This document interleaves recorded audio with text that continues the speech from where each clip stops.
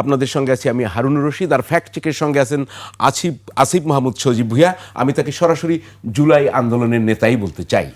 আসিফ মাহমুদ সজীব ভুঁইয়া, তৌহিদ হোসেন পররাষ্ট্র উপদেষ্টা, তিনি প্রথম কিচেন ক্যাবিনেট সামনে নিয়ে আসেন, এরপর আপনি একটি বক্তব্য দিয়েছেন। আমি সেটা শুনে এই কিচেন ক্যাবিনেট নিয়ে আপনার সঙ্গে যাব, একটু শুনি। কিচেন ক্যাবিনেট ছিল, কিন্তু আমি সেটার সদস্য ছিলাম না। তো এখন তো আবার শুনছি যে কিচেন ক্যাবিনেটেও সব সিদ্ধান্ত হতো না, খলিল সাহেব একাই নাকি ওই চুক্তি করে ফেলতেন। কালকে আমি একটা নিউজ দেখলাম যে ফাজল কবির খান তিনি বলছেন চুক্তির বিষয়ে তিনিও জানেন না, আসিফ নজরুল স্যারও বলছেন তিনিও জানেন না। শুধু বাণিজ্য মন্ত্রী আর বর্তমান বিএনপির পররাষ্ট্রমন্ত্রী তারা জানতেন, তারা করেছেন। পররাষ্ট্র উপদেষ্টা যখন জানেন না চুক্তি সম্পর্কে, তাহলে তো আমরা এটাই বলতে পারি যে যদি খলিল সাহেব একাই করে থাকেন তাহলে কিন্তু এখন বিএনপির পররাষ্ট্রমন্ত্রী, তার মানে বিএনপির পররাষ্ট্রমন্ত্রী চুক্তিটা আসলে করেছে। জি, আমি একটু আপনার কাছে স্পষ্ট করেই জানতে চাই, আপনি বলেছেন আপনার মতো করে আপনি কিচেন ক্যাবিনেটে ছিলেন না, আপনাদের ক্যাবিনেটে প্রথমে 14, তারপরে সম্ভবত 21 জনের মতো সব মিলিয়ে হয়েছে। তো এই কিচেন ক্যাবিনেটে কারা ছিলেন? আপনাদের তো থাকার কথা ছিল। আমার জানা মতে আসলে আমি রঙও হইতে পারি বা পরবর্তীতে পরিবর্তনও হইতে পারে, হয়তো মেম্বারে দিক সেদিক হতে পারে।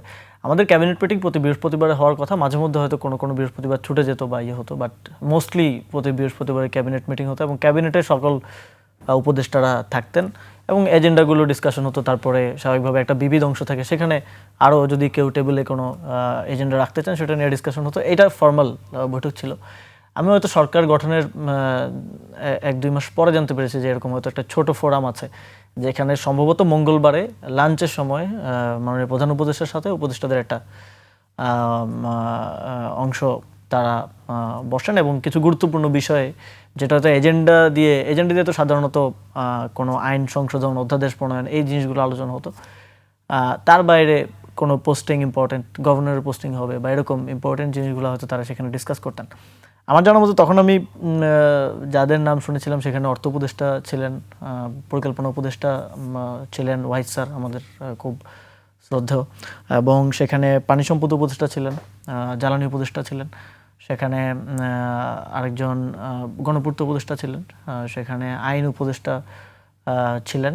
আমার জানা মতে ওনারাই ছিলেন। এবং মানে এখন রিসেন্টলি কয়েকজন উপদেষ্টার কথা শুনে এবং তাদের সাথে পার্সোনালিও কথা বলে এবং সরকার থাকা অবস্থাতেও আমি দেখেছি যে তাদেরকে নিয়ে ডিসিশনগুলো মোস্টলি হলেও শেষের দিকে অনেকটা সব কিছু এক ব্যক্তি কেন্দ্রিক হয়ে যায়। সেটা হচ্ছে বর্তমান বিএনপির পররাষ্ট্রমন্ত্রী খলিলুর রহমান। এই জন্য আপনি দেখবেন যে আমি যে উপদেষ্টাদের কথা বললাম তাদেরও অনেক ইন্টারভিউতে বলছেন যে আমরা চুক্তি নিয়ে জানতাম না, আমরা এটা জানতাম না, ওটা জানতাম না। ফলে পরবর্তীতে ফোরামটা আরও খুব ক্ষমতার কেন্দ্রটা এক জায়গায় চলে যায়। এবং পররাষ্ট্র উপদেষ্টার একটা ক্ষোভের জায়গাটার কারণ হচ্ছে তিনি পররাষ্ট্র মন্ত্রণালয়ের দায়িত্বে, তাকে তো নির্দেশনা দেওয়ার কথা সরাসরি প্রধান উপদেষ্টার, এবং তার সাথে কোঅর্ডিনেশনটা প্রধান উপদেষ্টার কথা, কিন্তু তাকে নির্দেশনা দিচ্ছেন মাঝখান থেকে খলিলুর রহমান, যিনি বর্তমানে পররাষ্ট্রমন্ত্রী।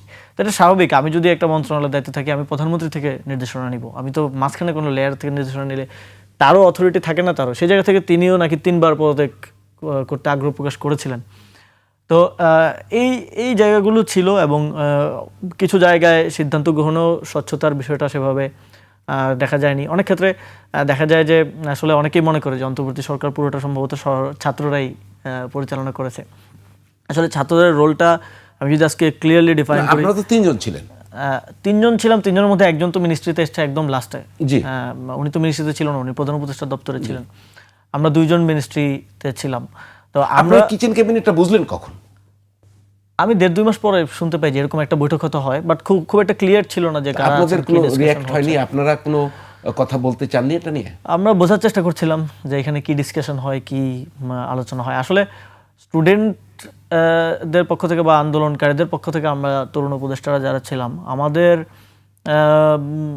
অথরিটি বলি কিংবা কাজের জায়গায় কোঅর্ডিনেশন বলি সরকার উচ্চ পর্যায়ের সাথে, সেটা প্রথম 2-3 মাস খুব ভালো ছিল। 2-3 মাস ছিল, কারণ ওই সময়টাতে আপনি যদি মনে করতে পারেন সবচেয়ে বেশি দেশে আসলে খুব ক্রাইসিস সিচুয়েশন ছিল, পুলিশ ঠিক মতো অ্যাক্টিভ হচ্ছিল না, আন্দোলনের পর আন্দোলন হচ্ছে, শ্রম অঞ্চলে আন্দোলন হচ্ছে, এই জিনিসগুলো ট্যাকেল দেওয়াটাই মোস্টলি আমাদের একটা কাজ ছিল। কিন্তু একটা পারসেপশন তৈরি করা হয়েছে ছাত্ররাই সব কিছু করে, এবং অনেক ক্ষেত্রে আমি এটাও দেখেছি কেউ একজন কোনো একটা সমস্যা নিয়ে গেল, গণঅভ্যুত্থানের কেউ বা শহীদের আত্মীয় কেউ বা অন্য যে কেউ বা আন্দোলনকারীদের মধ্যে কেউ, সবসময় বলা হয়তো যে আসিফ নাহিদের কাছে যাও, মানে আমাদের ঘাড়ে চাপিয়ে দেয়। এবং তারাও ভাবতো যে তাহলে তো মনে হয় সব ক্ষমতা আসিফ নাহিদের কাছে। তারা যখন আমাদেরকে রিচ করতে পারতো না, বা আসলেও হয়তো তার সমস্যার সমাধান হচ্ছে না বা করতে পারছি না, তখন তারা মনে করতো যে তারা তখন আসিফ নাহিদকে এবার দোষারোপ মানে আপনারা যদি কোনো সমাধান দিতেন ওটা নিয়ে, তখন কি প্রধান উপদেষ্টা শুনতেন, সেটা করে দিতেন? অনেক ক্ষেত্রে হ্যাঁ, অনেক ক্ষেত্রে না। অনেকগুলো কাজের ক্ষেত্রেই আমরা আসলে সরকারের সম্পূর্ণ সহযোগিতা, যেমন আমি জুলাই গণঅভ্যুত্থানে খুব সুন্দর একটা মেমোরিয়াল করতে চেয়েছিলাম। এটা ডক্টর মোহাম্মদ ইউনূসেরও প্রথমে এটা নিয়ে সায় ছিল, পরে আমরা একটা ডিজাইন করে প্ল্যান করি, কিন্তু উপদেষ্টাদের কারো কারো বিরোধিতা সেটা করা যায়নি। আজকে 5ই আগস্ট এই যে সামনে আসছে, 5ই আগস্ট আমরা 16 ডিসেম্বর আমাদের যাওয়ার জায়গা আছে, আমাদের 26শে মার্চ আমাদের শ্রদ্ধা নিবেদন করার জন্য একটা জায়গা আছে, শহীদ মিনার আছে, স্মৃতিসৌধ আছে, কিন্তু আমাদের জুলাই গণঅভ্যুত্থানের জন্য আপনি শ্রদ্ধা নিবেদন করার জন্য একটা জায়গা নাই। এটাও আমরা করতে পারিনি অনেকের বাধার কারণে। মানে কি এটা কি প্রধান উপদেষ্টা চাননি? মানে আমি ক্লিয়ার করতে চাই একটু। প্রাথমিকভাবে প্রধান উপদেষ্টা চেয়েছিলেন, কিন্তু মানে ডক্টর পরবর্তীতে ইউনূস সাহেব। হ্যাঁ, পরবর্তীতে যখন ইঞ্জিনিয়ারিং ডিজাইন সহ পুরোটার প্ল্যানিংটা করে, প্ল্যানিংয়ে তিনিও ইনপুট দিয়েছিলেন, করে আমি নিয়ে গেলাম যে এটা আমরা দ্রুত বাস্তবায়ন করতে চাই। জমিটা গণপূর্তের ছিল, জমিটা গণপূর্ত মন্ত্রণালয় থেকে আমাদেরকে বুঝিয়ে দিলে আমরা কাজ শুরু করে দিতে পারতাম। কিন্তু পরবর্তীতে প্রধান উপদেষ্টা বললেন যে এটা মন্ত্রী পরিষদের আলোচনায় উঠাও। তখন আমি বুঝতে পারলাম যে হয়তো কেউ ভেটো দিয়েছে বা কিছু। মন্ত্রী পরিষদে আলোচনা ওঠানোর পরে তখন সেখান থেকে বলা হলো যে জুলাই নিয়ে এত অর্থ খরচ করলে এটা নিয়ে সমালোচনা হতে পারে। আমরা দেখেছি যে শেখ মুজিবুর রহমানের 20 ফিট উঁচু মূর্তি বানানো হয়েছে 400 কোটি টাকা খরচ করে, অথচ এত বড় একটা মেমোরিয়াল আমরা 250 কোটির মধ্যে করতে চাইছিলাম, কিন্তু সেটা মানে করতে দেওয়া হয় নাই। এক্ষেত্রে অনেকে অসহযোগিতা করেছে।